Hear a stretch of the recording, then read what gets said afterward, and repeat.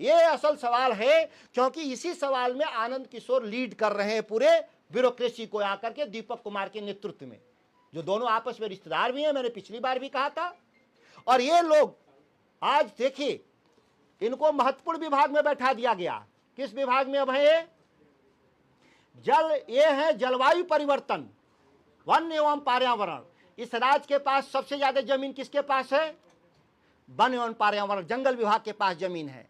इसलिए बैठाए गए हैं कि अब ये जमीन सरकार का उद्योगपतियों को देंगे, जंगल कटवाएंगे, इसलिए इनको वहां बैठाया गया। क्योंकि अब इस राज्य में भ्रष्टाचार करने के लिए पैसे अब सरकारी खजाने में है नहीं। यह भी सत्यापित तथ्य है कि ये जब वित्त सचिव बने 2,36,000 करोड़ रुपए कर्ज था, 2,36,000 कर्ज था। और ये जब वापस गए तो कर्ज कितना हो गया बिहार पर? 4,81,000 करोड़, मतलब लगभग 2 लाख करोड़। इनके रिजीम में 2 लाख से करोड़ से भी कुछ ज्यादा, करीब 2 गुना ये इनके रिजीम में कर्ज बढ़ता है। क्या कर्ज आया किस काम के लिए? बिहार के डेवलपमेंट के लिए। कौन विभाग डेवलपमेंट विभाग है? नगर विकास विभाग, वित्त विभाग, ये तमाम विभागों में आप देखेंगे तो ये आनंद किशोर घूमते रहे हैं और सारे जगह घोटाले का इन्होंने पृष्ठभूमि तैयार किया। रीशु श्री का जो पहला जो कॉन्ट्रैक्ट है वो शिक्षा विभाग को दिया, लिखा है कि नहीं? तो वित्त विभाग का कौन अधिकारी है? वित्त सचिव। वित्त सचिव कौन है? आनंद किशोर। 10 दिन पहले तक बिहार के वित्त सचिव कौन थे? आनंद किशोर, जिनके बारे में मैंने 1.5 साल भी पहले कहा था कि यही असल घोटाले के सबसे मुख्य कर्णधार हैं। और जहां जहां गए, जहां जहां चरण पड़े, वहां वहां बंटाधार। ये जहां जहां साहब के चरण पड़े वहां वहां उन्होंने बंटाधार किया। ये मैं उन पर आता हूं, दूसरे विभाग का, शिक्षा विभाग का भी आऊंगा। पहले हम इसको इसलिए कह रहे हैं कि कल 24 तारीख को आर्थिक अपराध अनुसंधान विभाग ने जो चार्जशीट दाखिल किया वो इसका जिक्र नहीं किया। इसमें किसी भी अधिकारी का दंड उन्होंने चार्जशीट में नाम नहीं डाला। तो क्या ये मानता है आर्थिक अपराध अनुसंधान कि इसमें कोई दम नहीं है? ये फर्जी दस्तावेज है जो भारत सरकार की जांच एजेंसी ने कहा है, सबूत सहित कहा है। क्यों? क्योंकि जो संजीव हंस पे कार्रवाई हुई है वो जल संसाधन विभाग के भ्रष्टाचार पे हुआ है, न कि नगर विकास। और ये कह रहा है कि 200 रीशु श्री जो है 265 करोड़ नगर विकास के ठेके में कमाए हैं। तो इसका हिसाब कौन देगा? ये असल सवाल है, क्योंकि इसी सवाल में आनंद किशोर लीड कर रहे हैं पूरे ब्यूरोक्रेसी को आकर के दीपक कुमार के नेतृत्व में, जो दोनों आपस में रिश्तेदार भी हैं। मैंने पिछली बार भी कहा था, बदलने के लिए ईडी ने लगातार बिहार में कितने छापामारी किए? दर्जनों छापामारी हुआ। और जब ही नीतीश कुमार भाजपा के साथ चले गए, ईडी फाइल को ठंडे बस्ते में डाल के रख दिया। ईडी कब सक्रिय होती है? जब Rishu Shri, sorry, mister x ठेकेदार, अच्छे कोर्ट का, तो मिस्टर एक्स ठेकेदार रीशु श्री जाते हैं यह कहने के लिए हाई कोर्ट में कि हुजूर हमको बेल दिया जाए। और जब बेल देने जाते हैं तो ईडी एक काउंटर एफिडेविट 273 पेज का दायर करती है, जिसमें सभी अधिकारियों के साक्ष्य देते हैं। क्या इसमें लिखा है? इसमें लिखा है कि नगर आवास विभाग और नमामि गंगे परियोजनाओं में व्यापक पैमाने पर घोटाला हुआ और इसमें 265 करोड़ रुपया ऋषि श्री के पास गया और ऋषि श्री ने अधिकारियों को दिया। किन अधिकारियों को दिया? नगर विकास विभाग के अधिकारियों को, राजनीतिक नेताओं को और वित्त विभाग के अधिकारी को दिया। लिखा है कि नहीं? तो वित्त विभाग का कौन अधिकारी है? वित्त सचिव। वित्त सचिव कौन है? मेरे आरोप के बाद भी जांच नहीं किया गया। अभी शायद कोई कह रहा था सरकार में कि सबूत क्या है। सबूत तो सरकार का काम है जुटाना। अगर हमने आरोप लगाया, मीडिया ने लगाया, किसी ने लगाया, तो सबूत कौन करे जुटाएगा? सरकार का काम होता है जांच करके सबूत जुटाना। उसके लिए लोकपाल होता है, आर्थिक अपराध अनुसंधान होता है, भारत सरकार की कई एजेंसियां हैं। बिहार में लोकपाल नहीं है, कौन जांच करेगा? लोकपाल की नियुक्ति कौन करता है? सरकार करती है। 5 साल से बिहार में लोकायुक्त नहीं है। जब बिहार में लोकायुक्त नहीं है तो किसके खिलाफ हम कंप्लेन करेंगे? कौन जांच करेगा? तो इस तरीके का जो एक संदिग्ध पूरे बिहार भर में जो माहौल बनाया है सरकार के स्तर पे, शीर्ष के स्तर पे। अब कह रहे हैं लोग कि आनंद किशोर पर क्या साक्ष्य है? साक्ष्य यही है कि जो मुमुक्षु चौधरी जेल में है उसने साफ शब्दों में कहा कि 25 लाख रुपए का एक पोस्टिंग कराया इन्होंने, 25 लाख रुपए दिए, और एक 40 लाख का पोस्टिंग कराया, 40 लाख दिए। यही सबसे बड़ा किंग पिन होता है, जो आपराधिक कृत्य के अधिकारियों की पोस्टिंग कर रहा हो। लालू जी पर चारा घोटाले में क्या आरोप था, क्यों सजा हुआ? आप चूंकि नौजवान पत्रकार हैं, उस समय नहीं रहे होंगे, पुराने लोग होंगे, पूछिएगा।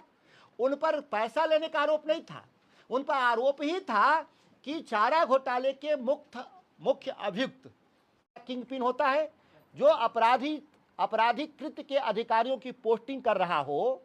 लालू जी पर चारा घोटाले में क्या आरोप था, क्यों सजा हुआ? आप चूंकि नौजवान पत्रकार हैं, उस समय नहीं रहे होंगे, पुराने लोग होंगे, पूछिएगा। उन पर पैसा लेने का आरोप नहीं था, उन पर आरोप ही था कि चारा घोटाले के मुख्य अभियुक्त को आपने सेवा विस्तार दिया था। तो जब लालू प्रसाद जी को सेवा विस्तार के आधार पे सजा हो सकती है, तो इस घोटाले में शामिल जो तमाम अधिकारी हैं, जो इसमें कई लोग सेवा विस्तार पर हैं, जिससे तारणी प्रसाद के पास कितना नगद मिला? 11 करोड़। कितना? अभी तो हाल ही की बात है ना। इस मामले के अभियुक्तों में से तारणी प्रसाद के घर पे 11 करोड़ मिला। तारणी प्रसाद क्या थे? सेवा विस्तार पे नौकरी में थे। सेवा विस्तार किसने दिया? बिहार का मुख्यमंत्री दिया। तो सवाल यह है कि मुख्यमंत्री से आपने कोई पूछताछ किया? जब आपके पास साक्ष्य था ईडी के पास, और ईडी का भी खेल देखिए, ईडी तब कब सक्रिय थी? 21-22 में सक्रिय हुई।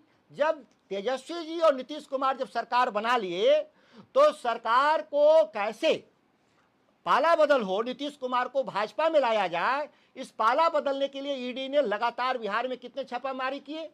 दर्जनों छापामारी हुआ। अभी तक पूछताछ के लिए आपने नोटिस किया। जो आनंद किशोर पर ईडी ने साफ कहा एक किंगपिन है। क्या कहा? मिस्टर एक्स ठेकेदार। चूंकि हाई कोर्ट का एक आया है, इसमें एक रिपोर्टिंग में आया है ना, कहा है कि फला व्यक्ति का नाम नहीं लेना है। किसका नाम नहीं लेना है? मिस्टर एक्स ठेकेदार। ये आप समझ जाइएगा, ठीक है। माननीय हाई कोर्ट ने कहा है उनका नाम नहीं लेंगे। तो मिस्टर जो एक्स ठेकेदार केवल पैसा वसूली के आरोपी हैं, लेकिन असल जो इसके जो किंग पिन हैं वो है कौन? आनंद किशोर। क्यों? याद करिए, आप 1.25 साल पहले मैंने एक प्रेस कॉन्फ्रेंस किया था कि बिहार में रातों रात वित्त सचिव क्यों बदला गया। लोकेश कुमार सिंह की नियुक्ति वित्त सचिव के रूप में की गई थी, और 3 दिन में हटाकर आनंद किशोर को किया गया था। डीके कुमार, कौन है डीके?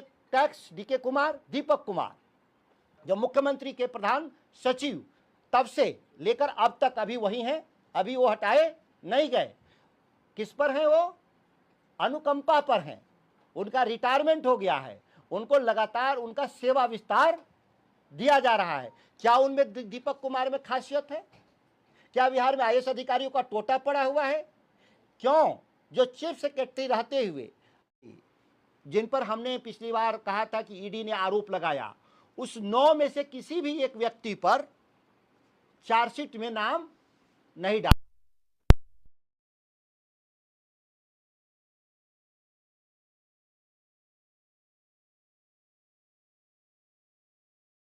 कुमार, सुनील कुमार यादव, योगेश सागर, अभिलाषा शर्मा जैसे जो अधिकारी, और जब उसमें 2 आदमी को निलंबित भी किया, योगेश सागर को और अभिलाषा शर्मा को, तो किस आधार पे उनको निलंबित किया गया? जब चार्जशीट में उनका नाम नहीं देना था, या उनको आप गुनाहगार सरकार नहीं मानती, आर्थिक अपराध, तो किस आधार पर उनको निलंबित किया?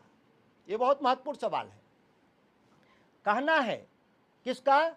आर्थिक अपराध अनुसंधान को, कि हमने उनको नोटिस किया, वो आ नहीं रहे हैं, मतलब एब्सकॉन्डर हैं, फरार हैं। चलिए, फरार हैं, लेकिन आनंद किशोर तो सबके सामने हैं, ये तो फरार है नहीं।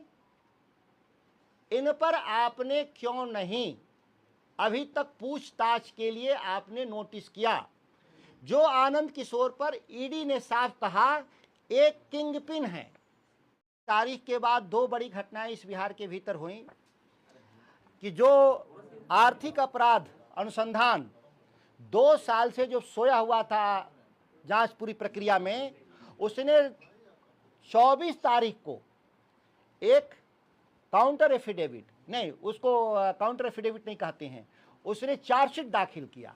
ध्यान दीजिए, 23 तारीख के प्रेस कॉन्फ्रेंस के बाद 24 तारीख को उन्होंने एक चार्जशीट दाखिल किया, जिस चार्जशीट में आप देखेंगे कि उस चार्जशीट में